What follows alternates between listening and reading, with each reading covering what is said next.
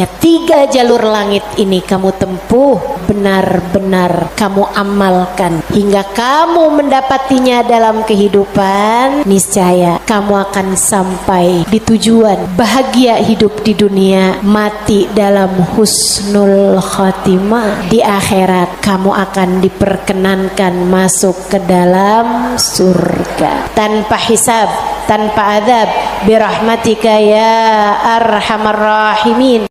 Assalamualaikum warahmatullahi wabarakatuh. Alhamdulillah, wassalatu wassalamu ala Rasulillah Muhammad ibn Abdullah wa ala alihi wa sahbihi wa man wala. Subhanaka la ilma lana illa ma 'allamtana innaka antal alimul hakim. Rabbi syrah li sadri wa yassir li amri wahlul 'uqdatan min lisani yafqahu qawli, amma ba'du. Baik, sebelum kita mulai, kita akan baca niat belajar bersama-sama. Mudah-mudahan ilmunya nanti sekali lagi jadi ilmu yang manfaat buat kita sekalian. Bismillahirrahmanirrahim. Nawaitu ta'allum wa ta'lim wan naf'a wal intifa' wal mudzakarah wat tadhkir wal ifadah wal istifadah wal hidza 'ala tamassuk bi kitabillah wa sunnati rasulillah sallallahu alaihi wa alihi wasallam wa du'a ila al huda والدلالة على الخير ابتغاء مرضاته وقربه وثوابه وحسن الخاتمة مع اللطف والعافية وصلاح العاقبة برحمتك يا أرحم الراحمين. La hadratin Nabi Muhammad sallallahu alaihi wasallam wa alihi washabihi azwaji wa dzurriyyati wa ahli baiti muslimin wa jamil anbiya wal mursalin wal kulli ajma'in. Anna Allah yaghfir lahum wa yarhamuhum wa ya'li darajatihim fil jannah wa yanfa'una barakatihim wa asrarihim wa anwarihim wa ulumihim wa nafaatihim fid din wa dunya wal akhirah. Al-Fatihah, baca bersama-sama. A'udzu billahi minasyaitonir rajim. Bismillahirrahmanirrahim. Alhamdulillahi rabbil alamin. Arrahmanir rahim. Maliki yaumiddin. Iyyaka na'budu wa iyyaka nasta'in. Ihdinas siratal mustaqim. Siratal ladzina an'amta 'alaihim ghairil maghdubi 'alaihim waladdallin. Amin.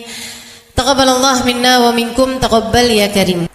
Peta kebahagiaan hidup dunia membawamu kepada kebahagiaan hidup akhirat. Peta untuk membuatmu kenal kepada Sang Pencipta. Jalan hidup yang dapat membawamu menuju surga. Ini namanya jalur langit. Yang paling rugi yang gak mau ngikutin peta ini. Yang paling sukses yang jalan hidupnya mengikuti peta ini, mengikuti jalur langit ini. Karenanya adik-adik, ibu-ibu, saudariku sekalian yang saya muliakan, izinkan saya di kajian pada siang hari ini menyampaikan padamu tentang bagaimana cara kita menempuh perjalanan menuju Allah Subhanahu wa ta'ala lewat jalur langitnya. Biar gak sumpek hidupmu di dunia, biar matimu husnul khotimah, biar di akhirat nanti dapat masuk surga. Bukankah itu yang kamu mau? Bukankah itu yang kamu inginkan? Adik-adik, bukankah itu adalah cita-citamu? Betul? bahagia di dunia, mati husnul khotimah, di akhirat masuk surga. Adakah keinginan lebih tinggi daripada itu? Adakah cita-cita lebih mulia daripada itu? Enggak ada. Mesti menempuh jalur langitnya, karena surga adanya di langit. Karena segala kebaikan-kebaikan turun dari alam langitnya Allah Subhanahu wa taala menuju ke alam dunia ini. Saat kamu rasa dadamu sesak di dunia, maka naiklah ke atas dan menengadahlah. Maka dada langit siap untuk merengkuhmu, menjadikan sesakmu tak lagi bernilai apa-apa. Sesakmu jadi lega, sesakmu jadi lega. Ayo nih, buat adik-adik yang kegalauan mulu dengerin saya. Buat ibu-ibu yang pusing mulu, terutama kalau lihat sisa saldo akhir bulan, dengerin saya. Simak baik-baik jalur langit. Gimana sih caranya kita menempuh jalur langit? Pertama,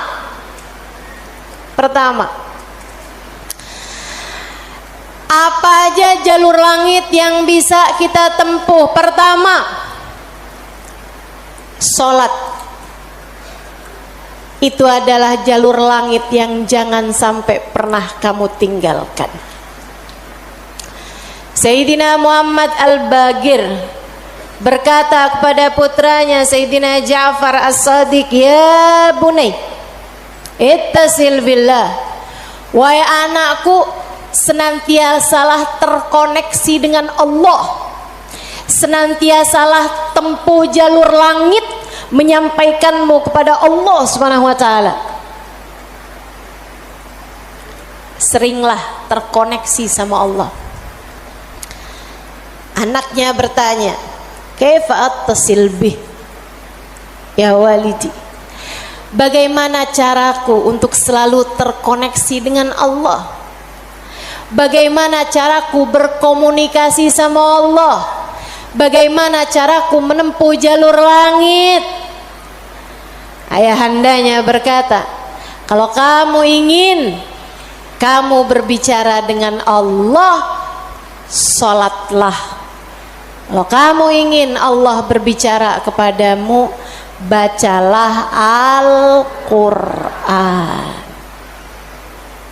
Jadi cara pertama tersambung sama Allah adalah sholat. Jangan tinggal sholat. Jangan tinggal sholat meski siapapun yang mengatakannya. Misalnya ada orang gelarnya apa kek, profesor, doktor, belakang namanya juga ada banyak. Ada banyak gelar-gelar SAG, sarjana alam gaib, misalnya gitu. Tapi sebenarnya apa SAG itu ya? Sarjana agama. Oh, maafkan saya ya. Saudaraku sekalian yang saya muliakan, sepanjang apapun gelar yang dimiliki seseorang, kalau dia sampai mengatakan misalnya sholat itu sudah tidak relevan lagi di zaman sekarang. Agama ini semakin maju. Karenanya makna sholat bukan seperti yang disampaikan para ulama. Misalnya dia ngomong begitu, sholat itu tujuannya mengingat Allah, aqimis sholata lidzikri. Kamu kalau udah bisa ingat Allah nggak pakai sholat, ya itu udah cukup sebagai sholat. Nah nih, hati-hati ucapan-ucapan yang tidak bertanggung jawab semacam ini.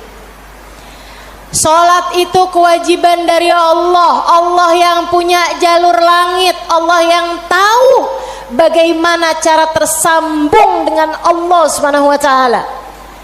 Dan dia yang telah menamakan salat sebagai salat dari kata-kata wasala yasilu silatan, yang artinya adalah hubungan, tersambung. Orang yang punya salat, menjaga salatnya, dia akan senantiasa tersambung dengan Allah. Dia adalah orang-orang yang menjaga jalur langit. Komunikasi langitnya tetap tersambungkan. Jagain sholat, Dek, jagain. Tapi saya belum bisa khusyuk, Ustazah. Nggak apa-apa. Saya masalahnya kalau sholat suka ngelambiar pikiran kemana-mana, Ustazah. Sama, saya juga sama. Tapi nggak apa-apa. Jangan pernah tinggal sholat. Imam Ghazali bahkan menyebutkan salah satu penyebab kematian dalam su'ul khatimah, salah satu penyebab iman tercabut dari dalam hati di saat kematian datang, naudzubillah min dzalik, nomor 1 tarkus shalah, meninggalkan salat. Tiang agama kita. Siapa yang salatnya benar, ibadahnya benar. Siapa yang ibadahnya benar, hidupnya benar. Siapa yang hidupnya benar, bakalan matinya benar. Siapa yang matinya benar, di akhirat dapat kehidupan yang menyenangkan. Karenanya mesti, harus, nomor 1 kamu benahi dalam hidupmu, jangan tinggal sholat. Sesibuk apapun kamu, sholat jangan tinggal, Dek. Sedang mengerjakan aktivitas penting semacam apapun, sholat jangan pernah tinggal, Bu. Jangan pernah tinggal sholat.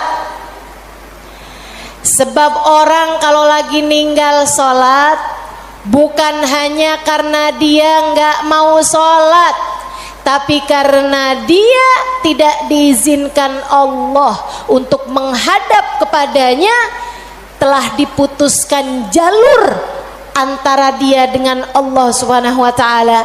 Naudzubillah min dzalik, jalur langit telah terputus darinya.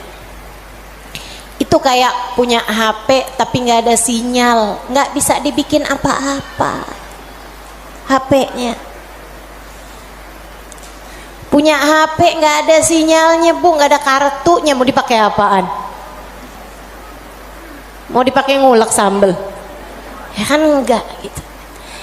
Karenanya teman-teman sekalian, sholat jangan tinggal. Kamu kalau dibikin sama Allah dalam hidup nggak ngerjain sholat, kamu perlu menangisi hal tersebut. Kenapa gitu? Saya sering sampaikan, orang ketika sholat bukan hanya karena dia mau sholat, akan tetapi karena dia masih punya nilai di sisi Allah, sehingga Allah masih izin. Allah kalau benci sama satu makhluknya, sama seorang hambanya, Allah nggak akan izinkan orang tersebut menghadapkan dirinya kepada Allah dalam sholatnya. Dia kirain dia yang nggak mau sholat, padahal Allah yang nggak mau dia menghadap kepadanya. Telah diputus jalur antara dia dengan Allah Subhanahu wa ta'ala. Na'udzubillah min dzalik. Ada yang nanya sama saya, Ustazah, saya nih kan lagi belanja nih Ustazah, kan sibuk tuh kan. Belanja di mana? Di mall Ustazah. boleh nggak Ustazah saya jamak sholat saya? Lah ngemol di jamak sholat agak nih. Belanja ke pasar, sholat udah sampai di jamak-jamak. Innalillahi. Boleh nggak Ustazah? Nggak boleh lah. Yang boleh jamak sholat itu kalau bepergian, itu pun juga dengan jarak keluar kota 82 km.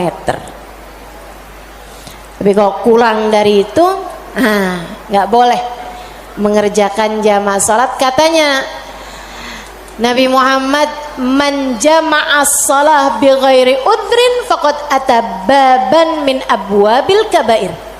Siapa yang suka ngumpulin salat, jamaah salat tanpa ada alasan yang dibenarkan, dia sedang mendatangi salah satu pintu dari pintu-pintu dosa-dosa besar. Dia tanya, boleh nggak Ustazah jamaah salat? Nggak boleh, kecuali karena ada alasan yang dibenarkan. Emang kenapa gitu Ustazah?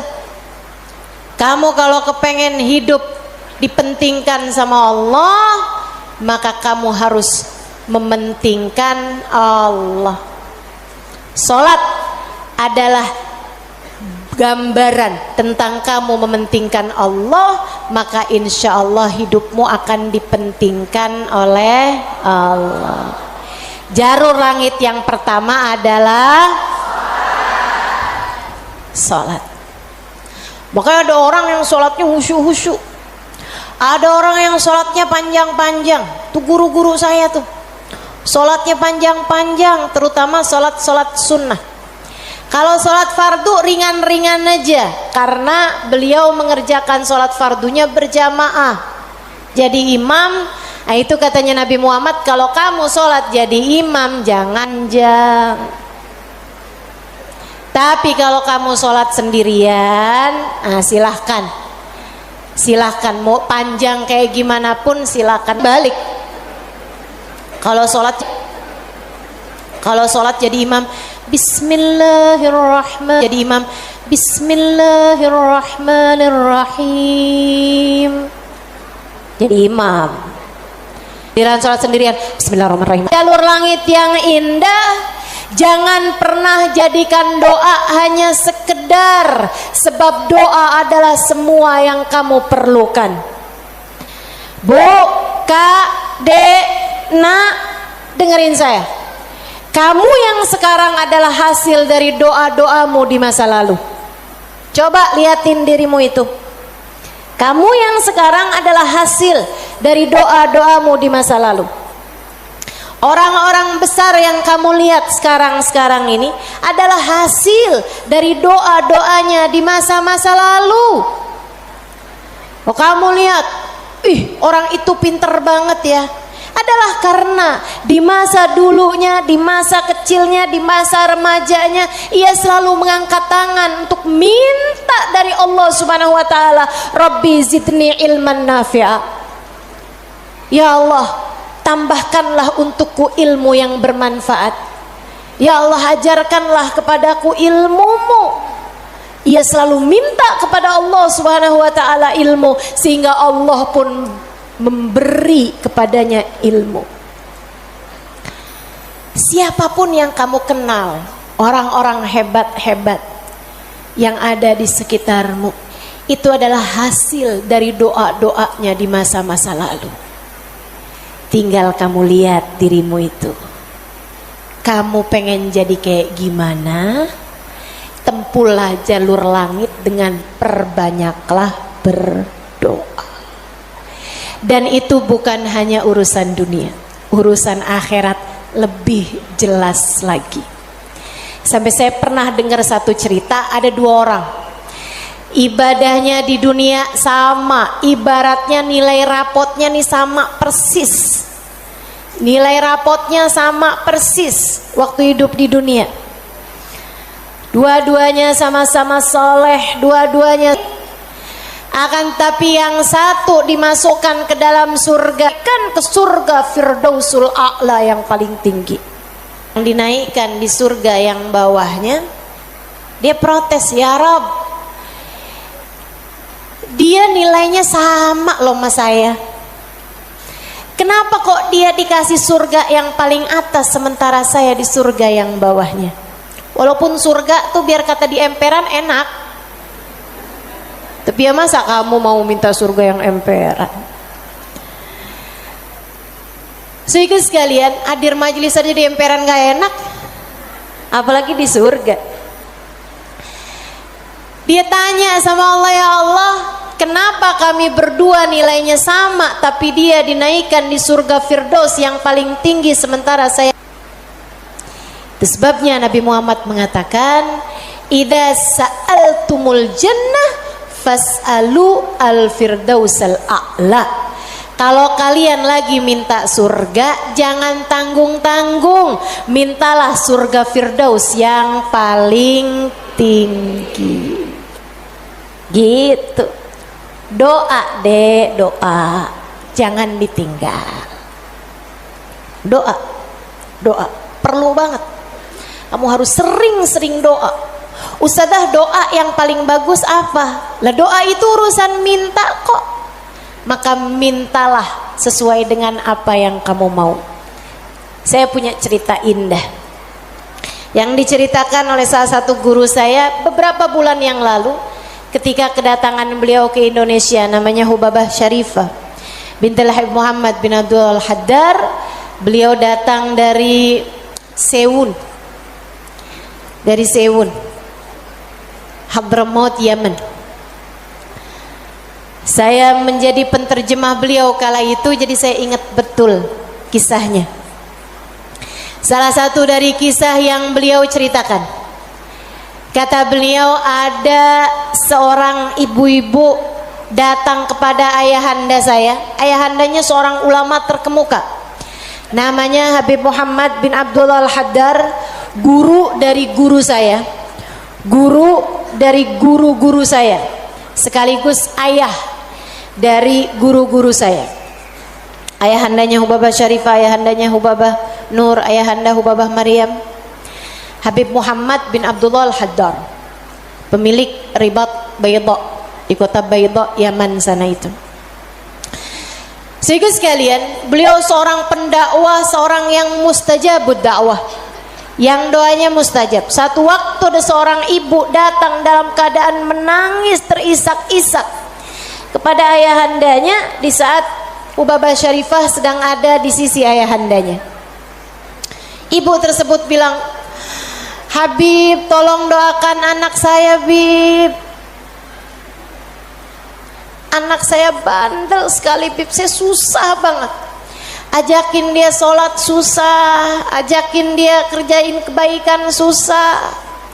Anaknya bandel, nggak mau denger apa kata saya. Tolong saya, Bib, doakan anak saya, apa yang harus saya lakukan? Beliau kemudian berkata, Bu,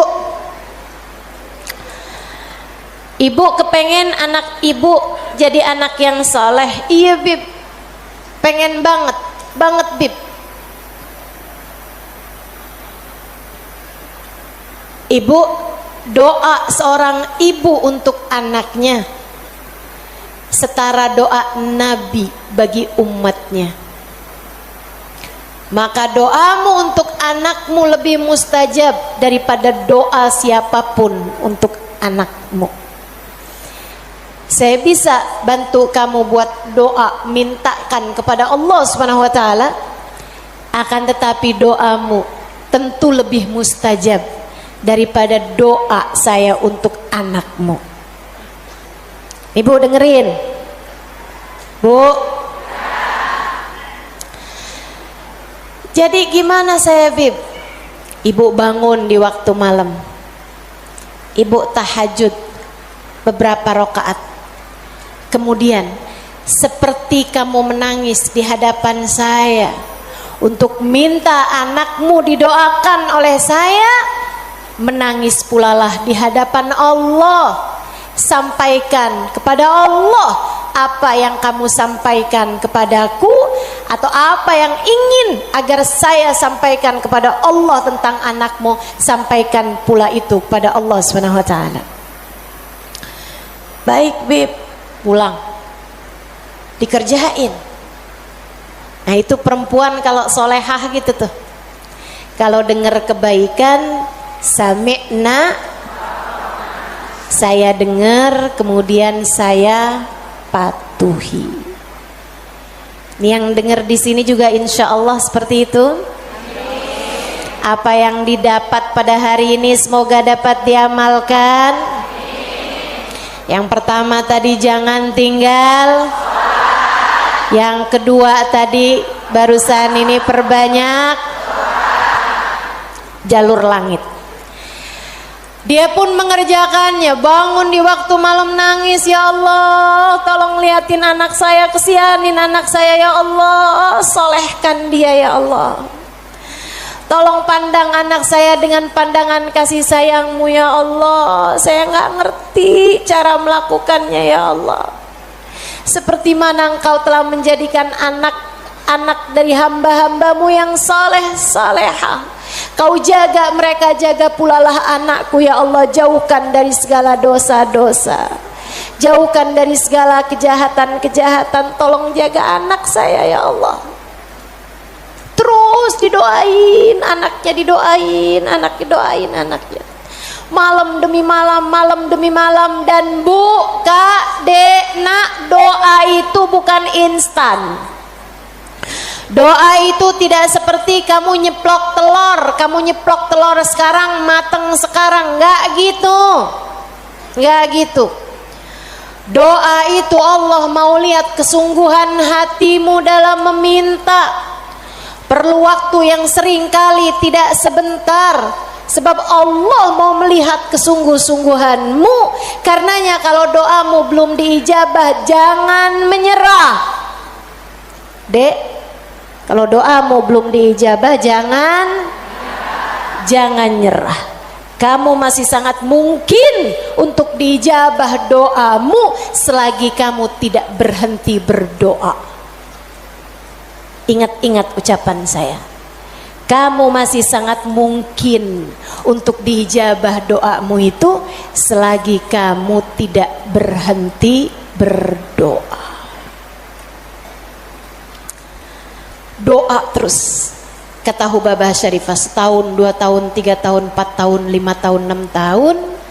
Kemudian anak yang dulu pernah membuat ibunya menangis karena kenakalan anak tersebut, karena ketidaksolehan anak tersebut, sekarang telah menjadi seorang anak yang dapat membuat ibunya tersenyum bangga.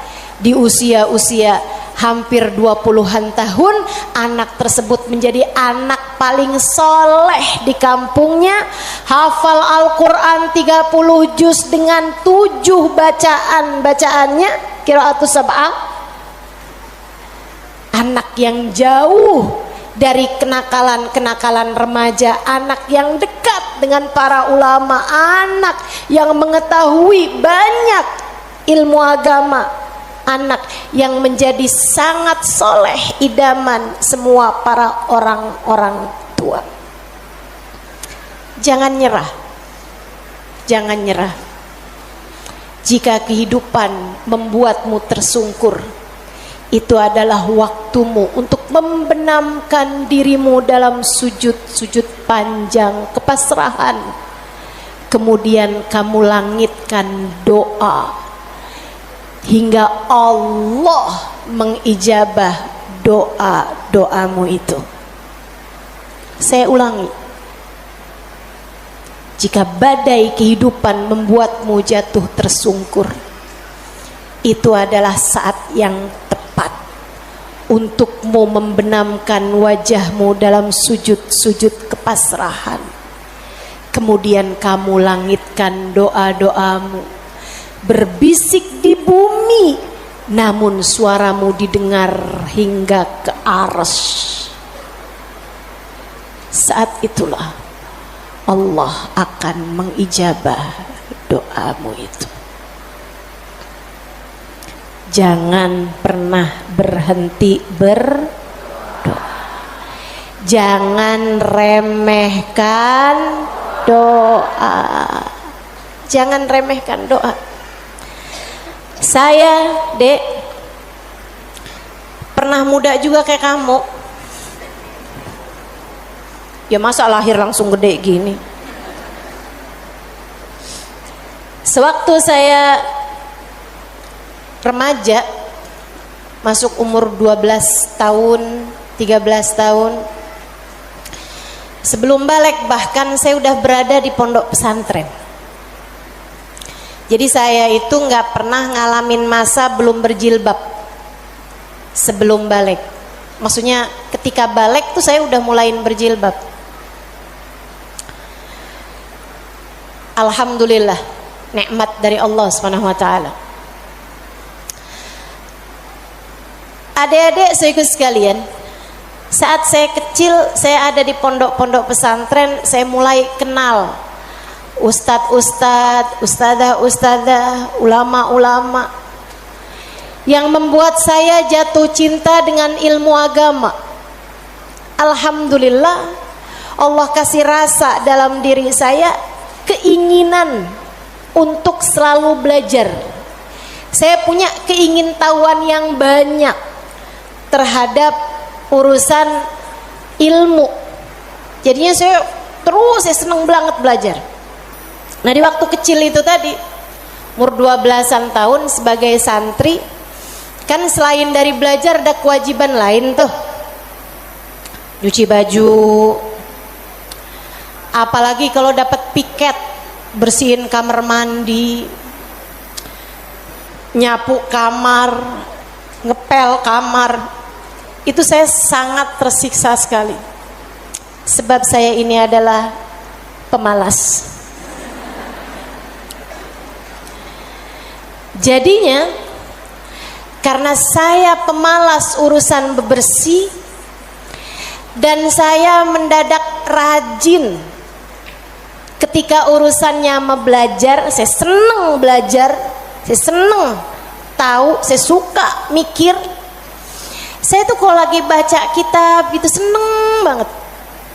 Saya kalau lagi belajar gitu seneng banget. Apalagi kalau ustadzanya yang nyampein ilmu dengan cara-cara yang sangat saya sukai gitu, ngasih tahu hal-hal yang nggak ada di dalam kitab gitu. Saya bisa melongo dengerin, seneng banget.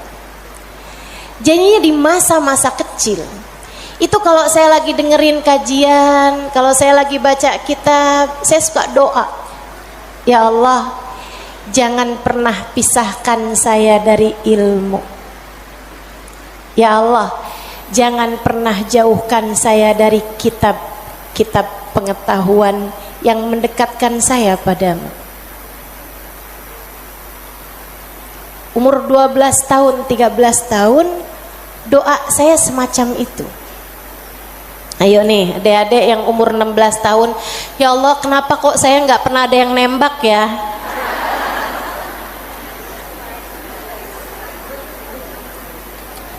Kata Allah, ya karena aku sayang padamu, karena aku berkehendak untuk menjagamu gitu. Ini malah dipertanyakan, saya kurang cakep apa ya? Kok nggak ada yang naksir sama saya gitu?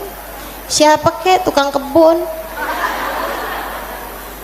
satpam sekolah? Jangan ya dek, jangan.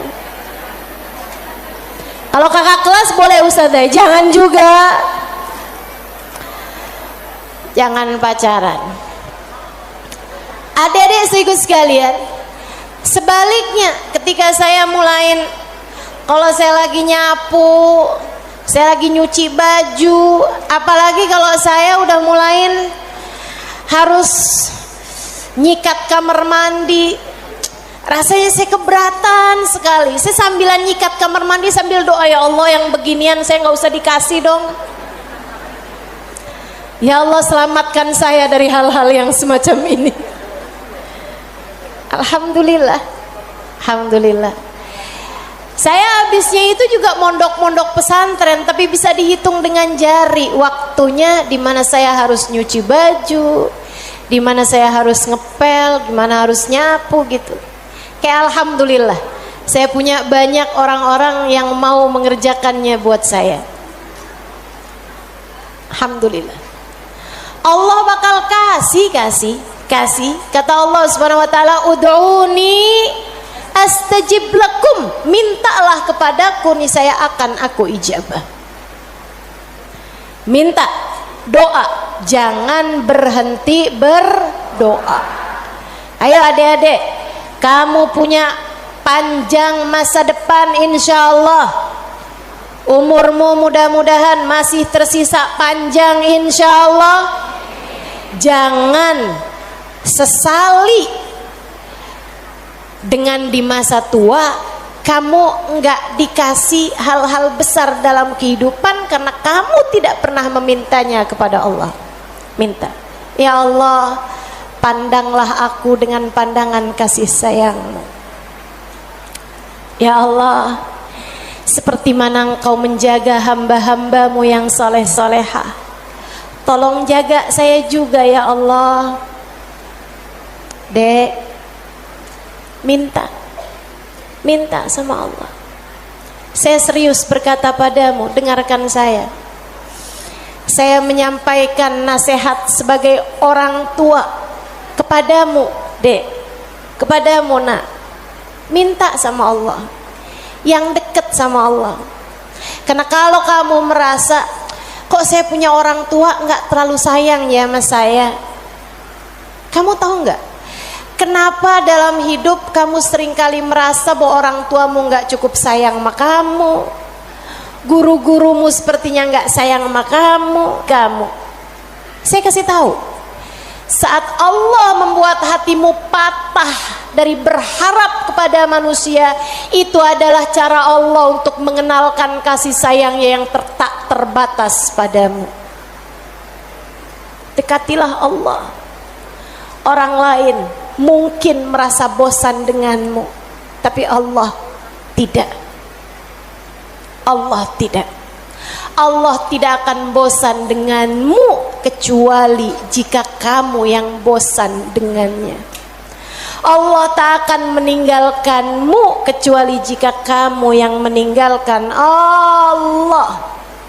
Maka atas nama cinta saya sampaikan padamu, Dek, dengerin saya. Bu, dengerin saya. Atas nama cinta saya sampaikan padamu, jangan pernah tinggal Allah. Yang dekat sama Allah, mintalah terus kepada Allah. Mintalah terus kepada Allah. Minta pandangan kasih sayangnya tertuju padamu.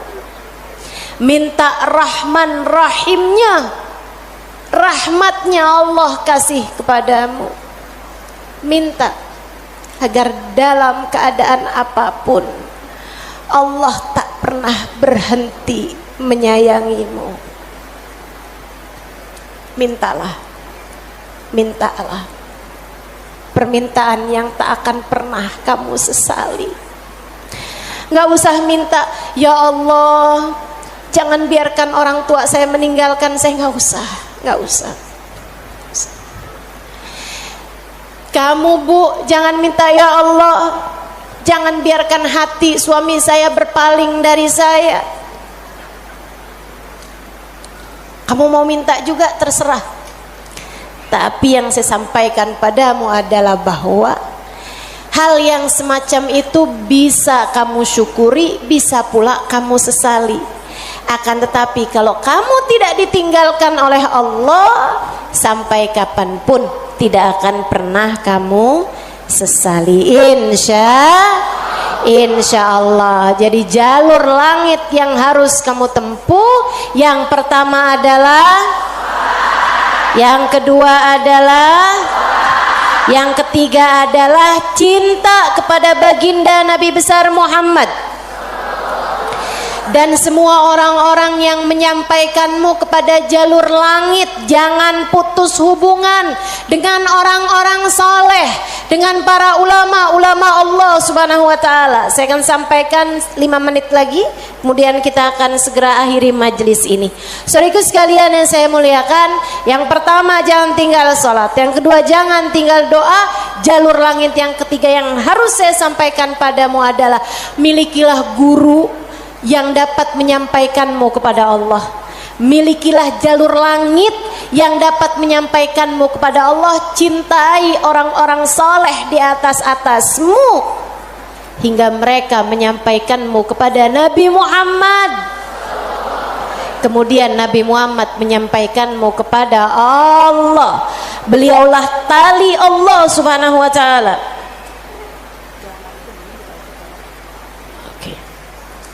Beliaulah tali Allah Subhanahu wa ta'ala yang terbentang kepada kita sekalian. Mudah-mudahan Allah Subhanahu wa ta'ala senantiasa menyampaikan kita kepada Allah Subhanahu wa ta'ala lewat jalur langit yang benar, jalurnya baginda kita Nabi besar Muhammad sallallahu alaihi wa ala alihi wasallam, manusia yang paling penuh kasih kepadamu. Andai kamu tahu seperti apa sayangnya Nabi Muhammad kepadamu, niscaya air matamu akan senantiasa meleleh karena rindu padanya. Andai kamu tahu seperti apa cintanya Nabi Muhammad kepadamu sebagai umatnya, niscaya kamu akan menyibukkan dirimu bersolawat kepadanya, dan itu adalah merupakan salah satu dari tangga-tangga yang mendekatkanmu padanya. Andai kamu tahu seperti apa cintanya Nabi Muhammad dan pengorbanannya kepadamu, niscaya kamu tak akan berharap cinta manusia selain daripada cinta Nabi Muhammad sallallahu alaihi wasallam. Maka 3 jalur langit ini kalau kamu tempuh, kamu tidak akan pernah tersesat jalan. Kamu akan sampai di tujuan. Peta kehidupannya menjadi terbaca dan kamu akan melangkah tanpa keraguan. Jika 3 jalur langit ini kamu tempuh, dari sholat tidak ada yang kamu tinggal, dan kamu tambahi dengan ibadah-ibadah sholat sunnah pula, terutamanya di keheningan malam, di sepertiga malam yang terakhir. Juga doa dalam keadaan apapun, kamu memperbanyak berdoa. Saat kamu bersama dengan orang-orang saleh, saat kamu duduk di majelis-majelis ilmu adalah saat yang begitu indah untuk kamu berdoa meminta kepada Allah Subhanahu wa taala jalla jalaluhu wa ta'ala azamatu. Kamu jadikan doa tidak hanya sekedar, melainkan semua yang kamu perlukan.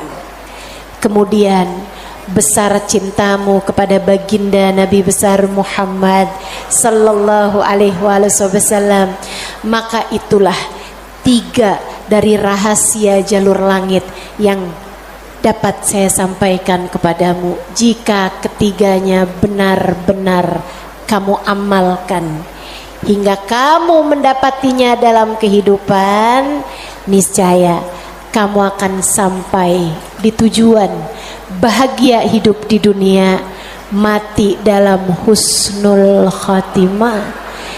Di akhirat kamu akan diperkenankan masuk ke dalam surga tanpa hisab, tanpa adab, birahmatika ya arhamar rahimin wa bijudika ya ajwadal ajwadin, innahu waliyu dzalika wal qadir alaih. Kita akan baca doa nih ya. Baru saja saya diberitahu oleh panitia bahwa doa maulidnya belum dibaca. Kita akan baca doa maulidnya sambil kita memohon kepada Allah. Semoga Allah Subhanahu wa taala mendekatkan kita dengannya insyaallah, dan mendekatkan kita dengan baginda kita Nabi besar Muhammad sallallahu alaihi wasallam. Allahumma salli wa sallim wa barik alaihi wa ala alihi sallallahu alaihi. Alhamdulillahi Rabbil Alamin. Allahumma salli wa sallim ala Sayyidina Muhammadin wa ala alihi wa sahbihi ajma'in. Amin. Wa laqad ashartu lin'ati man awsafuhu tuhyil quluba tuhayyijul asjana. Amin. Wallahu qad adna alayhi fama yusawil qawlu minna wa yakunu thanana. Amin. Lakinna hubban bisarairi qad alimati safwati rabbina wa ahadana. Amin. وإذ امتزجنا بالمودة ها هنا نرفع أيدي فقرنا ورجانا بالواحد الأحد العلي إلهنا متوسلين بمن إليه دعانا مختاره وحبيبه وصفيه زين الوجود به الإله حبانا يا ربنا يا ربنا يا ربنا بالمصطفى اقبلنا أجب دعوانا آمين. أنت لنا يا دخرنا في هذه الدنيا وفي أخرانا أصلح لنا الأحوال واغفر ذنبنا ولا تؤاخذ ربي إن أخطأنا واسلك بنا في نهج طه المصطفى ثبت على قدم الحبيب خطانا أرنا بفضل منك طلعة أحمد في بهجة عين الرضا ترعانا واربط به في كل حال حبلنا وحبال من ود ومن والانا المحسنين ومن أجاب نداءنا وذوي الحقوق وطالبا أوصانا الحاضرين وسعيا في جمعنا ها نحن بين يديك أنت ترانا ولقد رجوناك فحقق سؤلنا واسمع بفضلك يا سميع دعانا وانصر بنا سنة طه في بقاء الأرض واجمع كل من عادانا وانظر إلينا واسكنا كأس الهنا واشفي وعافي عاجلا مرضانا واقض لنا الحاجات. Silakan sebutkan hajat masing-masing. Assalamualaikum warahmatullahi wabarakatuh.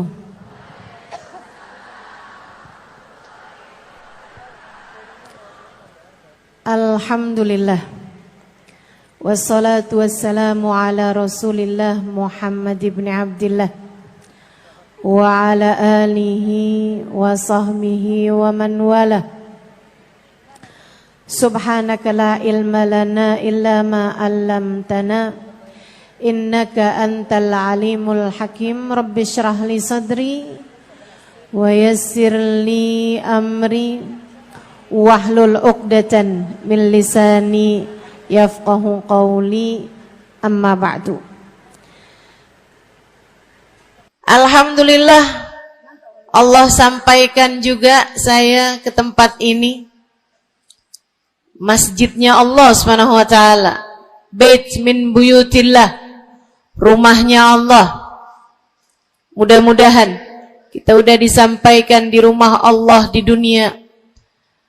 Allah sampaikan pula ke Baitullahil Haram di Mekkah, dan Allah sampaikan pula di tempat keridhaannya surga Allah di akhirat nanti insyaallah. Amin ya rabbal alamin. Rabbi la tukhzini yawma yub'atsun yawma la yanfa' mal wala banun illa man atallaha biqalbin salim. Kata Nabi Ibrahim yang Allah tuliskan dalam Al-Quran, ya Allah, jangan kecewakan aku, jangan buat aku susah pada hari di mana Engkau membangkitkan hamba-hambamu. Nanti di akhirat saat manusia dibangkitkan, ya Allah, jangan buat saya susah, jangan buat saya kecewa. Yauma la yanfa' mal wala banun. Hari yang itu loh ya Allah. Hari yang tidak bermanfaat orang bawa harta. Hari yang tidak bermanfaat orang bawa anak. Yang bermanfaat hanyalah orang yang datang pada Allah biqalbin salim, dengan membawa hati yang selamat. Karenanya siapapun di antaramu yang akan menuju ke akhirat, semua dari kita menuju ke akhirat. Siapapun di antaramu yang kepengen di hari akhiratnya nanti menjadi orang yang tidak susah, menjadi orang yang tidak sedih, menjadi orang yang tidak kecewa, menjadi orang yang tidak ketakutan, menjadi orang yang berhasil. Siapa di antaramu yang kepengen di hari akhiratnya nanti berbahagia, bersukacita? Siapa yang kepengen di hari akhiratnya nanti bergembira? Pastikan saat-saat ini, saat hidupmu di dunia ini, pastikan kamu sedang menuju kepada keselamatan hati. Hatimu selamatkan. Hatimu selamatkan, teman-teman. Hatimu selamatkan.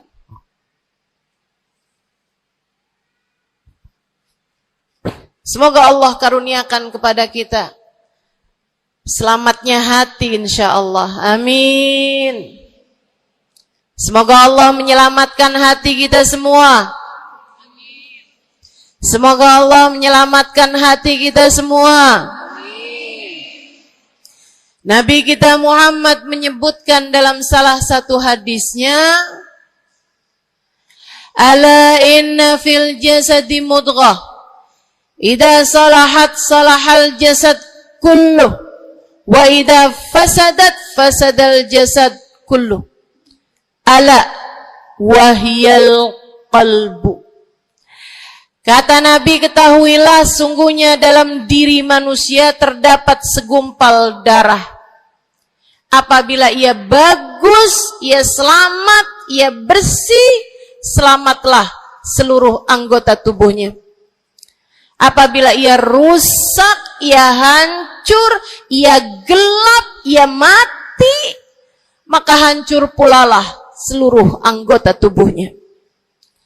Ala wahiyal qalbu, ketahuilah segumpal darah tersebut bernama hati. Maka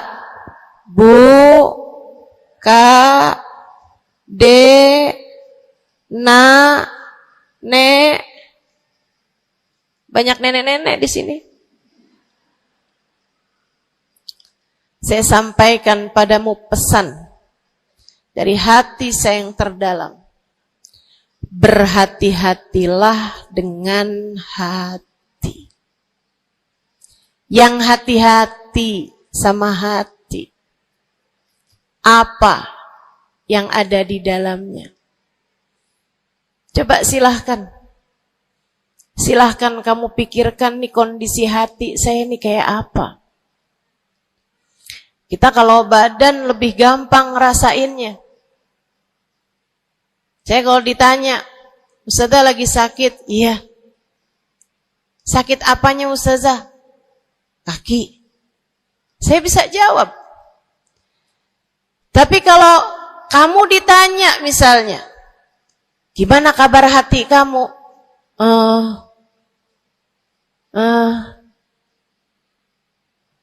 Gimana kabar hatimu? Sehatkah? Sakitkah? Atau bahkan sakaratul maut? Hatimu bercahayakah? Gelapkah? Atau bahkan mati? Bagaimana kabar hatimu, teman-teman? Bagaimana kabar hatimu? Innallaha la yanzur, kata Nabi Muhammad dalam hadis yang lain. Innallaha la yanzur ila suwarikum wala ila absyarikum, walakin yanzur ila qulubikum. Sungguhnya Allah tidak melihat kepada badan kalian. Allah tidak melihat kepada warna kulit kalian. Allah nggak peduli hidung kamu mancung ataukah pesek. Allah nggak peduli kulit wajahmu mulus ataukah berjerawat. Allah nggak peduli kamu tinggi ataukah pendek. Allah nggak peduli warna kulitmu semacam apa. Yang Allah Subhanahu wa taala lihat, yang Allah Subhanahu wa taala perhatikan adalah hatimu. Adakah ia mulus? Adakah ia penuh dengan penyakit-penyakit? Yang Allah pandang darimu adalah hatimu. Nih, sekarang saat kamu duduk sama rata di tempat ini, teman-teman. Meskipun ada yang lebih tinggi, ada yang lebih rendah, tapi kita duduk nih sama-sama di tempat ini nih. Nilaimu di mata Allah bukan seberapa dekat jarak antaramu dengan saya. Nilaimu di mata Allah bahkan bukan bergantung dari jam berapa kamu datang. Ketika kamu sama rata duduk di tempat ini, yang Allah pandang darimu adalah hatimu. Sedang berada di manakah saat ini? Yang duduk di tempat ini sembari mikirin ntar pulang enaknya makan apa ya?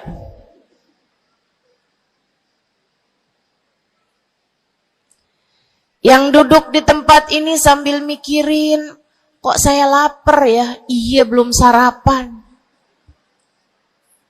Gara-gara buru-buru, takut nggak kedapatan tempat duduk. Gara-gara buru-buru, kepengen bisa lihat mukanya Ustazah Halimah yang viral.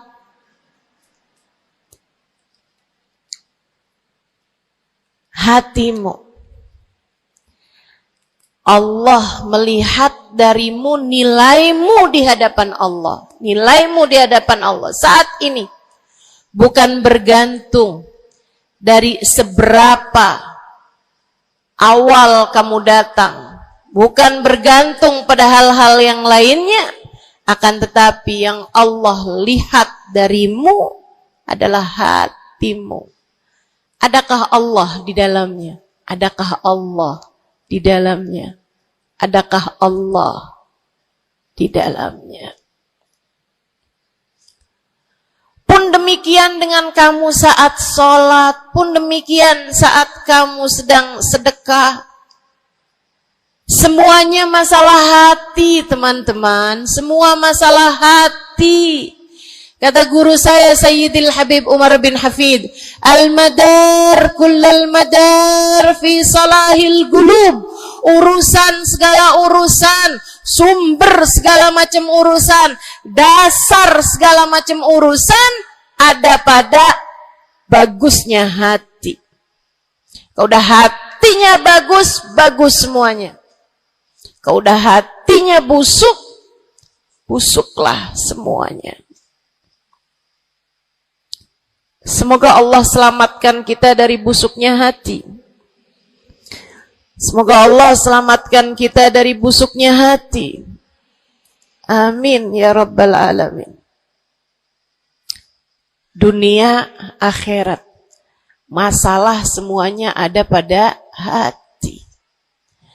Karenanya yuk kita bahas gimana sih caranya nyelamatin hati. Yang pertama, kalau kamu pengen tahu caranya nyelamatin hatimu, yang pertama,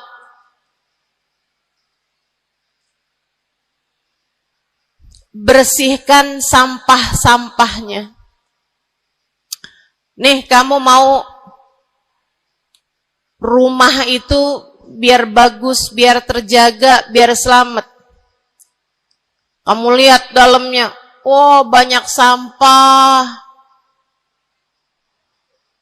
banyak noda, banyak kotoran. Dari mulai kotorannya cicak, ayam, sampai mungkin anjing, karena lama nggak ditempatin.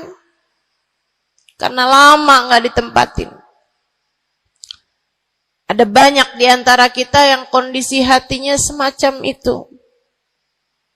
Sampah begitu banyak dalam hatinya. Ada banyak di antara kita umat Islam yang kondisi hatinya semacam itu. Begitu banyak sampah di dalam hatinya tersebut. Semoga Allah selamatkan semuanya. Amin. Maka hal pertama, kalau kamu kepengen punya hati yang selamat, yang nomor satu adalah bersihkan hatimu dari semua sampahnya, keluarin. Apa sampahnya hati? Dosa-dosa yang telah kamu lakukan. Idza aznabal abd nakat fi qalbihi nuqtah sauda. Kata baginda kita Nabi besar Muhammad, idza aznabal abd, ketika seorang hamba mengerjakan dosa, tertorehlah di dalam hatinya satu titik hitam. Sampahnya hati. Kamu tiap kali bikin dosa, dosa apa aja? Bukan hanya dosa besar, zina, bukan hanya dosa besar, minum minuman keras atau narkoba, bukan hanya dosa besar, judi atau riba. Bukan hanya dosa-dosa besar. Kalau itu titik hitam yang sangat besar tertoreh di dalam hatimu itu. Bahkan dosa-dosa kecil, sekedar marah-marah sama suami, atau ngambil uang suami. Gimana? Pernah? Rezeki istri solehah ustazah. Lagi mau nyuci, kelihatan, alhamdulillah. Emang haram ya ustazah? Ya haram, bukan punya kamu. Kan katanya ada hak istri dalam harta suami. Iya betul kalau dia kasih. Kalau dia kasih, kalau nggak kasih, nggak halal juga. Bahkan dosa-dosa kecil, seperti melihat tetangga, terus kamu bilang, ya ampun, cakep banget ya. Nyesel saya nggak kawin sama dia.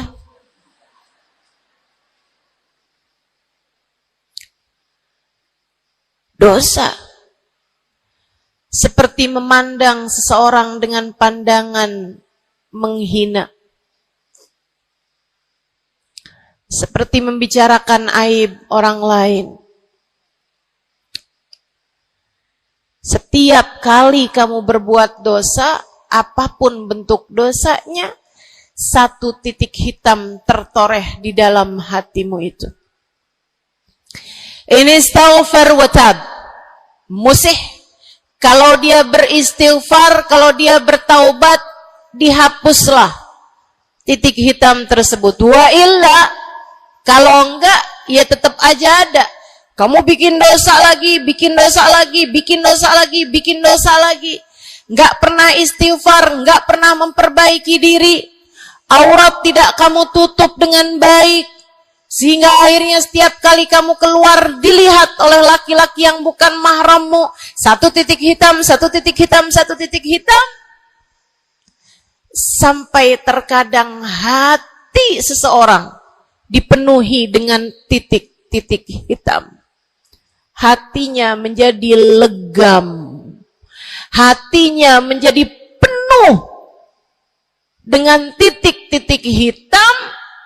Semakin bertambah lagi, jadilah karat. Jadilah karat. Kalau udah jadi karat, na'udzubillah. Ini yang Allah sebutkan di dalam Al-Quran. Kata Allah, kalla, a'udzubillahi minasyaitonirrajim, kalla, bal rana ala qulubihim bima kanu yaksibun, kalla, innahum an rabbihim yawma idin lamahjubun. Kalla, kata Allah, balran, ada karat di dalam hati mereka, tersebab dosa yang menumpuk tanpa pernah dimohonkan ampunan. Kalla, innahum an rabbihim yawma idin lamahjubun. Orang kalau hidup bawa karat hasilnya apa? Orang kalau hidup bawa karatnya hati hasilnya apa ya Allah? Kalla innahum an rabbihim yawma idin lamahjubun. Orang yang hatinya punya karat, pada hari tersebut ia akan terhalang dari Allah Tuhannya. Guru saya Sayyidil Habib Umar bin Hafid menyampaikan tafsir mengenai ayat ini. Kata Habib Umar bin Hafid, tidak mati dengan membawa iman. Orang yang hatinya penuh dengan karat, apabila datang ajal menjemput, iman tercerabut dari dalam hatinya, hingga ia pun mati, keluar dari atas muka bumi ini dengan tanpa membawa iman Islam. Dia keluar dari atas muka bumi ini bukan sebagai hamba Allah, bukan sebagai umat Nabi besar Muhammad sallallahu alaihi wa ala alihi wasallam. Dia meninggal dunia dalam keadaan su'ul khatimah. Na'udzubillah min dzalik. Jangan biarkan karat memenuhi hatimu. Jangan biarkan hatimu dosa-dosa yang telah kamu lakukan menjadi berkarat dalam hatimu itu. Saya kesian sama kamu. Gak apa-apa. Hidup terus-terusan ngontrak, gak apa-apa. Hidup gak pernah punya kendaraan sendiri, gak apa-apa. Gak pernah punya HP yang canggih, gak apa-apa. Saya hidup di atas muka bumi ini, gak pernah ada yang datang melamar saya. Jadinya sampai di usia di atas 30-an tahun, saya masih menjomblo, Ustazah. Gak apa-apa. Ustazah, saya udah menikah 10 tahun, belum ada anak juga, Ustazah. Enggak apa-apa. Ustazah, suami saya kawin lagi, Ustazah. Enggak apa-apa.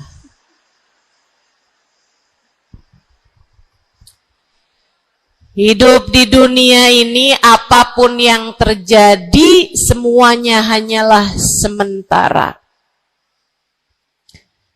Kamu hanya perlu memastikan agar tatkala datang ajal menjemput, kamu punya modal. Dan modal utamanya yang nomor 1 adalah hati yang bersih. Hati yang selamat. Kamu bawa pulang menghadap Allah Subhanahu wa ta'ala bigalbin salim. Kamu bawa hati yang selamat. Insya Allah. Mati nggak bawa suami nggak apa-apa. Mati nggak bawa anak nggak apa-apa. Nggak bakalan jadi pertanyaan malaikat raqib atid. Tapi mati harus dengan membawa hati yang selamat. Mudah-mudahan Allah karuniakan. Mudah-mudahan Allah karuniakan. Saudaraku sekalian yang saya muliakan, maka bersihkan sampah-sampah dalam hatimu itu. Caranya gimana nih, Ustazah? Dosa-dosa saya emang udah banyak banget. Saya di masa muda, di masa remaja, bahkan sampai udah tua juga nih, bergelimangan dengan dosa demi dosa. Banyak dosa saya, Ustazah. Saya zaman muda berada dalam masa jahiliyah. Dosa, segala dosa saya kerjakan. Apa yang harus saya lakukan? Bersihkan karat-karat dalam hatimu itu dengan taubat. Minta ampun sama Allah. Minta ampun sama Allah. Kamu perlu nangis sama Allah. Kamu perlu sungguh-sungguh minta ampunan sama Allah. Dosa segede gunung, kalau Allah mau melemparkannya ke dalam lautan ampunan, inna kaba'irad dunubi ful ghufrani kalamami. Katanya sahibul burda, sesungguhnya dosa-dosa besar dalam lautan ampunan, ia hanyalah seperti buih di dalam lautan. Gak ada artinya apa-apa kalau Allah mau ampuni. Dosa sebesar apapun, kalau Allah mau ampuni gak ada artinya. Tapi dosa sekecil apapun, kalau Allah mau perhitungkan, kamu gak akan selamat. Saya sampaikan padamu atas nama cinta. Dosa sekecil apapun yang kamu lakukan, jika ia tidak berjumpa dengan ampunan Allah, kamu bisa tidak selamat. Iblis nyembah Allah 70.000 tahun lamanya. Sujud di atas bumi, dia sujud, bumi dihancurkan, Allah naikin dia ke langit. Di atas langit dia sujud, ganti-ganti posisi sujudnya. Karenanya Imam Ghazali dalam kitabnya Minhajul Abidin mengatakan, ma min buk'ah minal ard was sama, tidak ada satu jengkal tanah, baik di bumi ataupun di langit, illa waqad sajad iblis fihi sajdah. Iblis udah pernah sujud di sana, di semua tempat di bumi maupun di langit. Paling banyak ibadahnya ternyata bukan seorang wali. Paling banyak ibadahnya ternyata bukan seorang nabi. Kalau hitung-hitungan panjang-panjangan ibadah, ibadahnya iblis lebih panjang daripada siapapun dari makhluknya Allah Subhanahu wa ta'ala yang pernah tinggal di bumi ini. Akan tetapi dia nggak nurut. Iblis ibadah 70.000 tahun, nggak nurut sekali doang, sekali aja. Wa idh qulna lil malaikati isjudu li Adam fasajadu illa iblis. Ketika kami memerintahkan seluruh makhluk yang ada di langit, seluruh malaikat kami perintahkan, wahai malaikat-malaikatku, sujudlah kalian kepada Adam. Fasajadu, Mereka semuanya sujud. Illa iblis. Kecuali iblis doang. Tantang, petenteng gak mau sujud. Allah tanya, ma manaka antas judali adama id amartuk. Iblis, apa yang bikin kamu gak mau sujud kepada Adam? Padahal aku yang telah memerintahkanmu. Bukankah kamu selama ini sujud di bumi, di langit untuk menyembahku? Sekarang aku perintahkan padamu untuk sujud. Kenapa kamu gak mau sujud padanya? Iblis gak bilang, ya Allah, kan perintahnya tadi malaikat. Saya kan bukan malaikat ya Allah. Gak gitu. Gak gitu. Saudariku sekalian yang saya muliakan, bahkan iblis gak bilang, males ya Allah saya sujud, lagi bisulan, misal. Enggak gitu juga. Makanya orang yang meninggalkan taat karena malas, karena bodoh misalnya, itu lebih dimaklumi teman-teman daripada yang kayak iblis ini nih. Ketika ditanya apa yang membuatmu gak mau sujud, wahai iblis, kepada Adam, iblis dengan pongahnya, dengan sombongnya mengatakan, ana khairun minhu, saya lebih baik daripada Adam. Khalaqtani min nar wa khalaqtahu min tin. Saya berasal dari api, sementara Adam berasal dari tanah. Tanah diinjak-injak ya Allah, sementara api begitu hebatnya. Fahbit minha fa innaka rajim. Kata Allah, kita yang taat sama dosa sama-sama baik.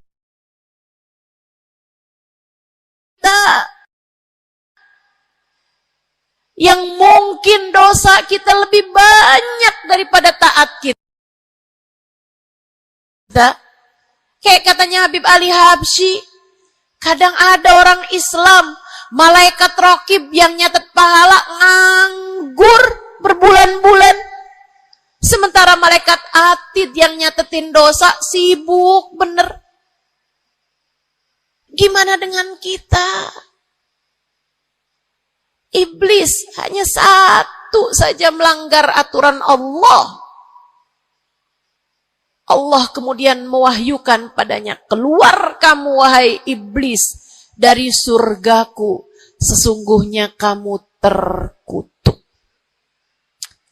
Kamu, kalau Allah mau memperhitungkan satu saja dosa kamu, kamu nggak akan selamat. Saya sampaikan padamu, iya kamu, semua yang dengerin saya. Kalau Allah mau memperhitungkan satu saja dosamu, kamu nggak akan selamat. Kamu tidak akan selamat. Tapi kan saya anaknya Fulan bin Fulan. Tapi kan saya keturunannya Fulan bin Fulan. Tapi kan saya istrinya Fulan bin Fulan. Bu, Kak, Dek, Nak, nggak selamat siapapun kamu. Anaknya Nabi Nuh, nabinya Allah tenggelam. Pamannya Nabi Muhammad, paman baginda kita Nabi besar Muhammad, Abu Lahab, Allah tuliskan kehancurannya, kecelakaannya, kebinasaannya di dalam Al-Quran. Mau siapa yang kamu andalkan? Tapi kan saya udah banyak bikin taat, saya tiap malam bangun tahajud. Kamu nggak nyampe seujung kukunya ibadah iblis 70.000 tahun. 70.000 tahun. Sujud pada Allah Subhanahu wa taala di tiap jengkal tanah. Nih tanah yang sekarang kita jejak ini pernah dibikin sujud sama iblis. Waktu iblis tinggal di atas muka bumi ini. tapi semuanya enggak manfaat. Kalau Allah mau memperhitungkan satu saja dosa hambanya, ia tidak akan selamat. Sebab Allah hanya mau menerima hati yang tidak ada sampah di dalamnya. Sebab hanya berkenan menerima hati yang tidak ada noda-noda di dalamnya. Sampah hatimu bersihkan. Dosa-dosamu taubati. Mintalah ampun kepada Allah. Mintalah ampun kepada Allah. Bangunlah di waktu malam, mandilah dengan mandi taubat. Saat-saat mandimu kamu bilang dalam hatimu, ya Allah, sebagaimana air membersihkanku dari segala kotoran-kotoran di badanku, ya Allah, bersihkanlah dosa-dosaku dengan hujan ampunanmu. Kemudian sholatlah. 2 rakaat, 4 rakaat, sholat taubat. Kemudian sesudahnya, mulailah kamu ingat dosa-dosamu. Mulailah kamu ingat dosa-dosamu. Dari sejak kamu balik sampai sekarang ini. Betapa ia telah menggunung. Betapa ia telah melumuri dirimu itu. Betapa ia telah menjadikan dirimu kotor. Kemudian ingatlah nikmat yang telah Allah SWT berikan, bahwa bersama dengan banyaknya dosa-dosamu, ia tak henti-henti memberikan kepadamu kenikmatan demi kenikmatan. Bahwa meski matamu berulang-ulang kau pandang yang haram dengannya, Allah masih membiarkan matamu dapat melihat. Betapa meskipun telingamu berulang-ulang kamu pakai untuk mendengarkan aib-aib orang, nyatanya sampai sekarang telingamu masih dapat mendengar. Betapa lisanmu, berapa banyak hati tersakiti dari lisanmu itu. Mertuamu kamu sakiti. Suamimu kamu sakiti. Anakmu bahkan kamu sakiti. Bodoh banget sih jadi anak. Astagfirullah. Kamu kok bandel banget sih, mama nyesel punya anak kayak kamu. Astagfirullah.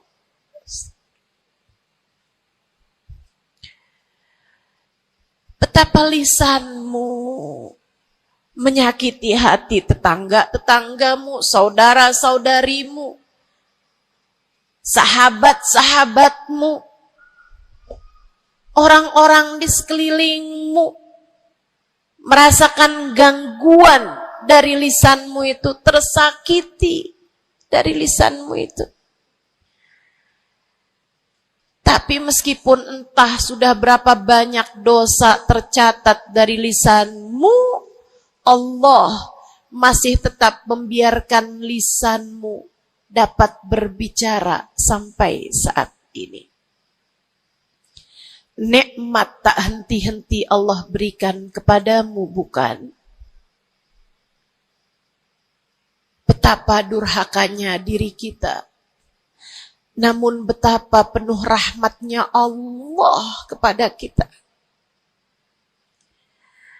Betapa berlumurannya kita dengan dosa-dosa. Namun betapa Allah bersama dengan segala dosa-dosa yang kita lakukan, tak henti-hentinya membanjiri kita dengan kenikmatan. Wa in ta'uddu ni'matallahi la tuhsuha. Kalau kamu mau hitung nikmatnya Allah, kamu tak akan pernah mampu menghitungnya. Sesudah kamu ingat-ingat dosamu, kamu ingat nikmat Allah kepadamu, kamu ucapkan seperti ucapan baginda Nabi Muhammad. Allahumma anta rabbi, la ilaha illa anta khalaqtani